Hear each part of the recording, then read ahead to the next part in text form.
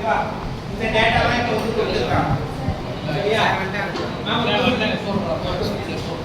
இந்த டேட்டா மட்டும் தான் கொடுத்துருக்காங்க டேய் கவனி ஒண்ணுடு வச்சானி ஓகேவா வேற எந்த டேட்டாவும் கொடுக்கல சோ ஃபர்ஸ்ட் வந்து ரெஃபரன்ஸ் லைன் வந்து இப்போ VPXP மார்க் பண்ணிடு ஓகேவா அடுத்த step P is 10 mm 50 mm above HP and 60 mm in front of PP நான் இங்க 50 mm எடுத்து locus of P in front view similarly locus of P in top view வந்து பார்த்தா 60 mm கேப்ல இந்த கீழ போட்டுறேன் சரியா இது 50 mm இது 60 mm எது இது இனிஷியல் ஏரியா சரியா 1 மீட்டர் இருக்கும்போது initial area other it is 10 mm above HP and 15 mm in front of PP இந்த 10 mm above HP இது 15 mm in front of PP இது என்னது locus of Q in front view இது locus of Q in top view remember reference line மேல இருக்க ரெண்டு லோகஸும் interchange ஆயிருக்கு reference லைனுக்கு கீழ இருக்க ரெண்டு லோகஸுமே இன்டர்சேஞ்ச் ஆயிருக்கு சோ நாலு லோகஸுமே வந்து என்ன இருக்கு இன்டர்சேஞ்ச்ல இருக்கு இப்போ ஃபர்ஸ்ட் பாயிண்ட் எங்க வரப்ப locus of A in front view locus of A in front view எது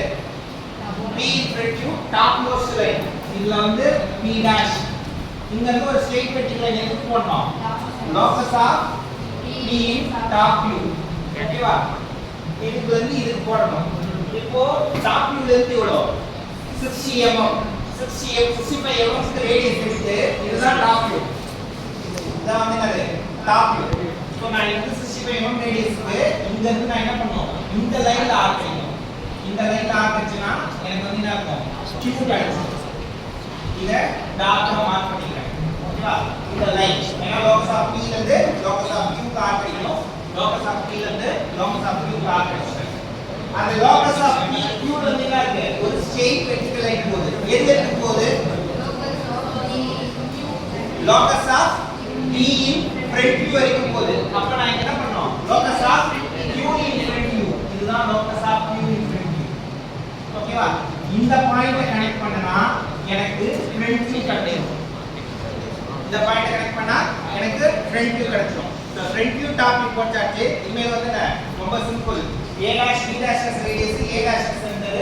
locus of b in front view வந்து locus of a in top view க்கு ஆர்க் பண்ணினோம் சோ நான் இத வந்து நம்ம p dash q dash radius locus of q in front view வந்து locus of p in front view க்கு arc பண்ணினோம் ஓகேவா இந்த பாயிண்ட் வந்து ஒரு ஸ்ட்ரெயிட் வெர்டிகல் லைன் இங்க இந்த locus of b in front view வந்து locus of a in top view க்கு லைன் பண்ணோம் சோ இங்க இருந்து நான் என்ன பண்ணோம் straight vertical line locus of P in front view வந்து locus of Q in top view இது வரைக்கும் போறோம் சரியா அதே மாதிரி PQ as radius P as center வச்சு இங்க என்ன பண்ணோம் இங்க ஒரு ஆர்க் வச்சிட்டு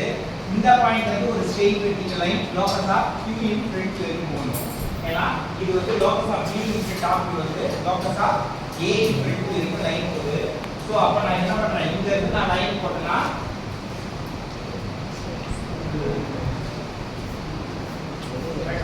locus of P in top வந்து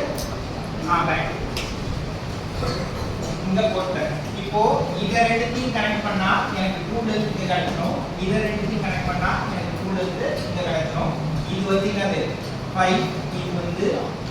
θ இது உள்ள வருது இது வந்து q1 q1 dash இது